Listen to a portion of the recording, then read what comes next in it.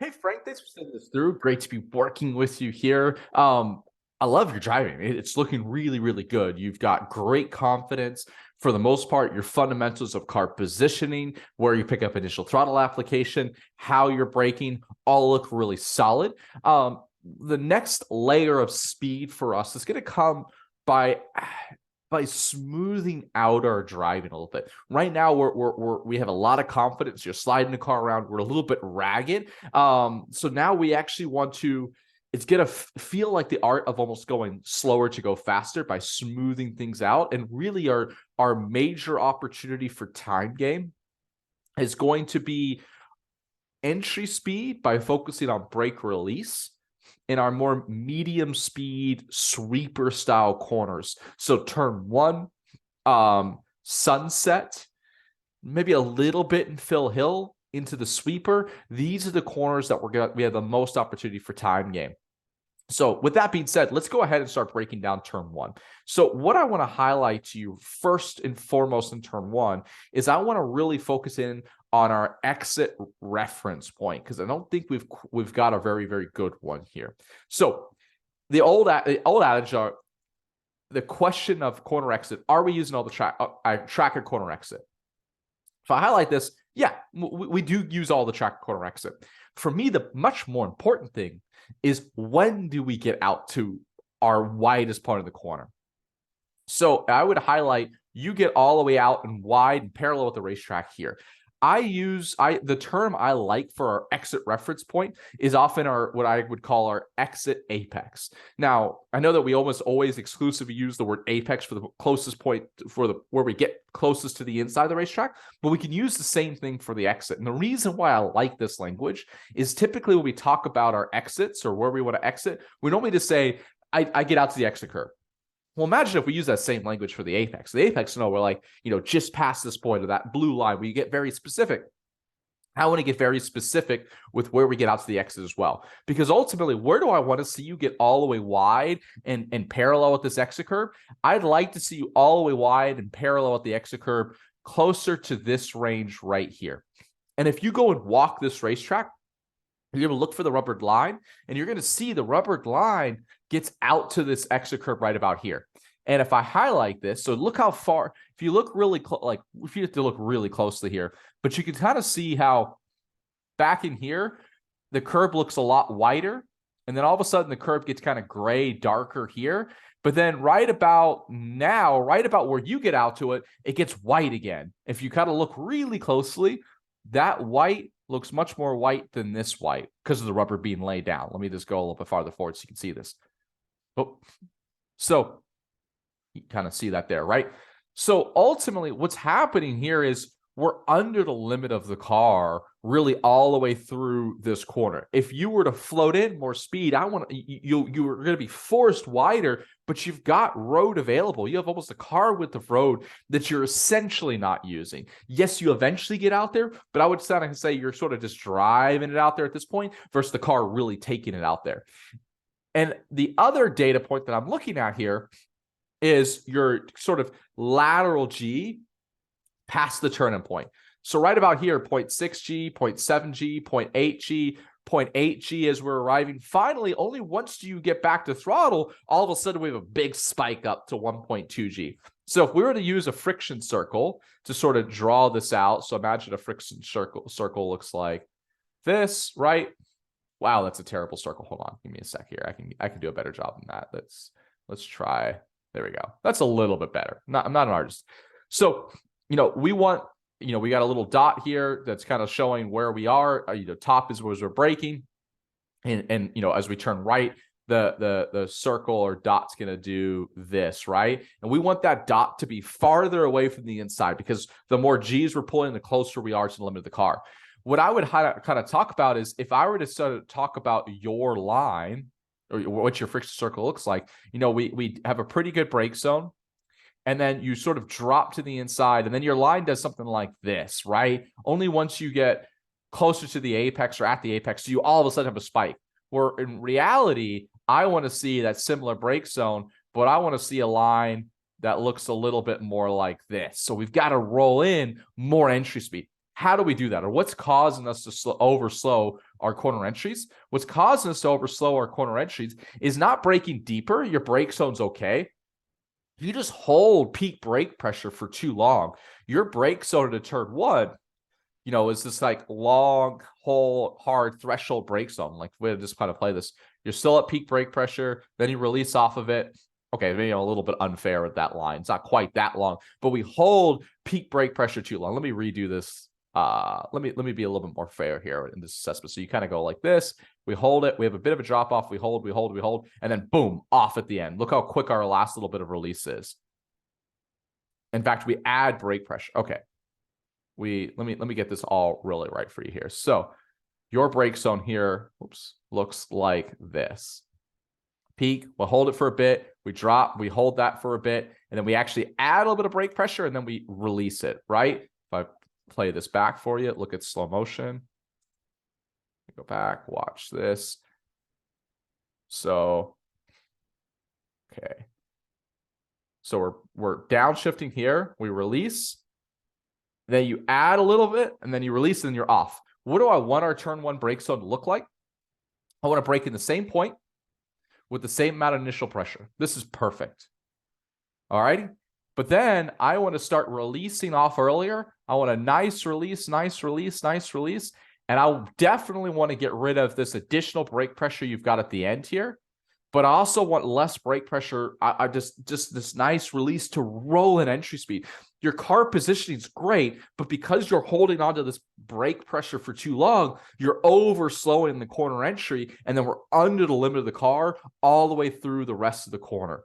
So the big thing I want you focused on, the big words in your mind in turn one is get the F off the brakes. That's what I want you thinking about here. So you're holding your brake pressure too long in here. So even if that means it's braking a little bit earlier, a little bit lighter, but then focus on that brake release right here, off the brakes, off of it. Coast, here, feed throttle, back to full throttle.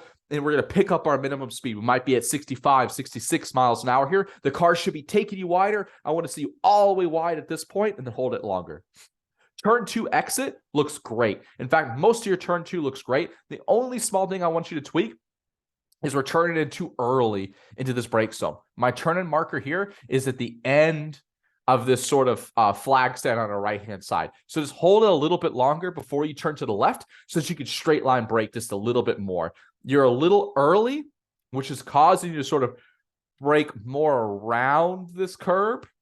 By turning a little bit later, it's not going to be straight line brake zone, but you're going to have more of a straight line, which will allow you to brake a little later, a little bit harder. You'll be able to carry full throttle deeper into turn two and still set yourself up really well. Great job. Everything else looks really solid here.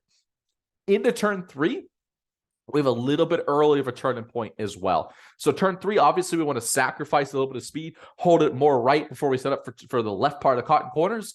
That later turning point, that later apex point will help you bring in more speed and achieve that. So one thing here is we've got a little bit of no, that actually looks pretty solid. I just want to see you wait a beat. So you're starting your turning point here. It's not a great reference point, obviously, for the turning point.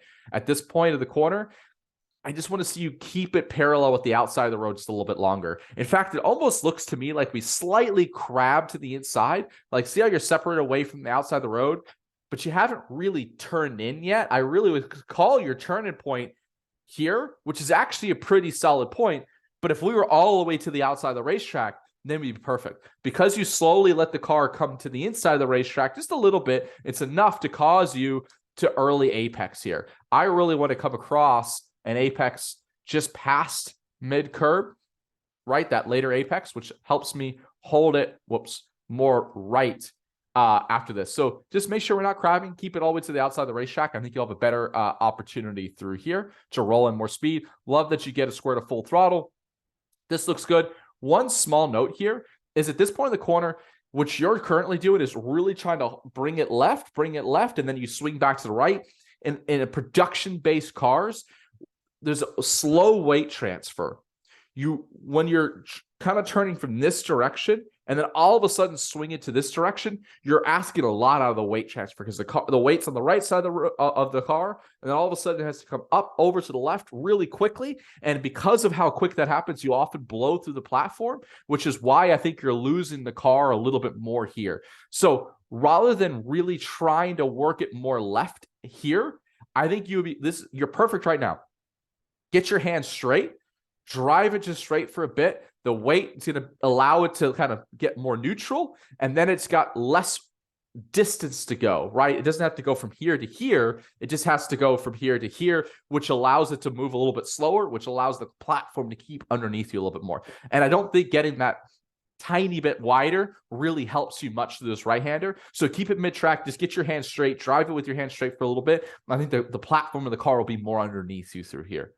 Really good job here. Perfect. Love this. Great job all the way through kind of into Riverside. Really, I like our approach to this right-hander. This looks good. If I was being super nitpicky, maybe I'm going to use a little bit more track out of the last right-hander. I don't need to be perfectly to the right side of the road here. I think you could probably carry a little bit more speed through this right-hander, get a little bit wider through here. You'd still get to mid-track, and you're still probably flat through here. And then you just kind of net gain, right? I think you're probably just over-sacrificing. Bus stop, pretty solid to me. Just needs your patience to throttle. You're probably braking just a tick too early, okay? So I think you could probably, where you're starting your brake zone back in here, you could probably brake a good car length and a half later. I want to come off the brakes more like now, and now patience to throttle. I only pick up the throttle as my car lands on the other side of this curb. This is where I get the throttle. So I think you can just bring a little bit more speed, brake a little bit deeper in here. Riverside, really good job through the first half of it, but we over-sacrificed the second half of it. So talking about this section, number one is we're too far to the inside at this point in the corner. I'd like to sort of have my second apex point more like here. So I think you could drive it a little bit harder so that the rotation point comes a little bit later in the middle of Riverside to apex, the second apex, just a tick later. The second point here is I would much rather see you back to full throttle and using all the road here versus holding it almost to the inside of the racetrack. I would rather be back to full throttle earlier, getting the drive out of here. You'll end up getting almost all the way right. You'll end up getting probably your right side tires to about here. And even if that means you need a tiny lift to this left-hander, you're approaching the left-hander with more speed. That little bit of a lift won't really hurt you. And there's not much of a straightaway here into Phil Hill. So holding at full throttle matters a little bit less than getting back to full throttle earlier, right? So ultimately, if I could get back to full throttle in Riverside like now, I'm going to carry more speed from here all the way to maybe about here. And now you being flat and setting up, maybe you'll get a little bit better of a run out of me and be faster than me from here to here, but which is the longer distance, right? You're sacrificing speed to be faster for the shorter distance, for the distance that doesn't really matter. So let's try to work it back to full throttle here. Let the car be free. Use almost all the road. Maybe it's within, maybe it's not every inch. You got to find the right compromise. Maybe it's within half car width, and then hustle the car back to the right. You're going to get almost all the way back to the right, not quite all the way. Maybe this left-hander isn't totally flat, but it's going to be pretty damn close to flat. It's going to be a tiny little bit of a lift, but you're also going to be arriving with more speed. So that I think you'll still, even with a lift, be faster through this left-hander. Even if you're not, you're slower for a shorter period of time. Into Phil Hill, ultimately, we just need to work on that brake release happening earlier. Look how quickly we go from peak brake pressure to 0% of brake pressure. So it's like you start your release and then boom, off, right? And now we're just kind of coasting. I love that you're patient to throttle, but ultimately what's happening here is you're just holding peak brake pressure too long, and then you just snap out for the brakes. So your brake pressure looks like this. Boom. Again, I'm exaggerating a little bit here. And really what I want to see is this. And that's going to net gain me speed from the turning point down to the apex point. The car weight's going to transfer better for me. And I'm going to be net better off, okay? Finally, two more notes. Into the sweeper, we're braking too hard. So this sweeper corner is a entry speed type of corner. I'm trying to bring in speed. So I want a neutral platform. When I want a neutral or any kind of medium high speed corner like this, I don't want peak brake pressure because it sends too much weight to the front end and that could upset the car. So where you're braking here, what it looks like, it looks like you get out after your down, your peak brake pressure comes after your downshift. So your brake zone here looks like this, and then we kind of downshift, and then we ramp up to peak brake pressure as you're turning in, which is going to upset the car. We never want our peak brake pressure come at the end of the brake zone. We need to see it before, so our foot's a little bit inconsistent on the brake pedal. But also don't want peak brake pressure here. I want my initial brake pressure to be more like what you probably have, which is probably about a 7 pedal, but then I'm trying to work off the brakes and keep the platform more neutral. So if anything, you're probably going to be better off here with a slightly earlier and lighter brake zone, so that, you could probably, I think your brake zone is actually in an okay spot. But right about here, I'm trying to, after that downshift, work off the brakes. Don't get back to peak brake pressure. Work off the brakes. I'm still braking. I'm still braking. I'm still braking. Now I'm off the brakes. Now I'm applying the throttle. The second half of the quarter is really good. Is really, really good. We're over slowing. We're sending too much weight to the front end, which is kind of upsetting the car. Think neutral platform, think lighter brakes, think I don't want my peak brake pressure coming after the turning point. I want my peak brake pressure coming a little bit early. Should just clean up that brake stuff just a little bit. Finally, in the sunset, almost the same coaching point as sunrise in turn 1. We're just over slowing corner entry here by holding on our relative peak brake pressure too long. So you see how where peak brake pressure comes much too late in this brake zone. Oftentimes your peak brake pressure comes after the downshift. Your peak brake pressure should be here. Maybe you're downshifted a little bit too early.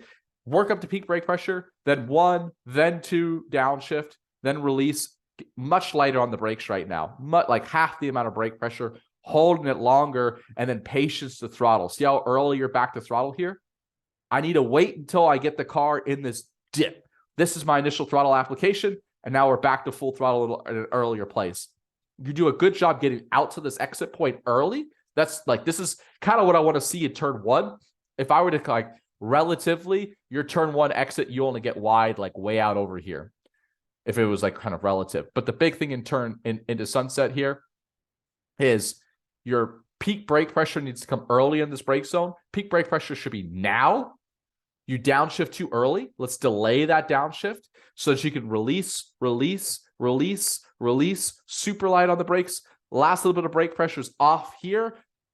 Dip, initial throttle application, and comes. So how do we roll more entry speed into turn 1, into sunset, into the sweeper, into Phil Hill, into the bus stop even a little bit? It's by focusing on the second half of the brake zone. And that's going to come in 2 ways. Your brake zones often look something like this.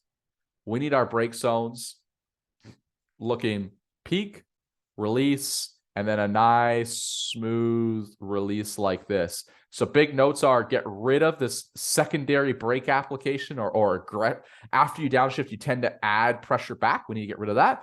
And we need to start the big release a little bit earlier. We hold relative too much brake pressure through the second half of the brake zone, and that's what's causing this dump off of it. That's how we're going to roll in more entry speed. This is higher level stuff, but this is what's going to smooth things out. It's going to let the car slide less. The tires are going to be underneath you. You're going to go faster, and you'll be able to go faster for a longer period of time. Hopefully it all makes sense. Let me know if you have any questions. And yeah, man, can't wait to continue to work with you and see you grow as a driver.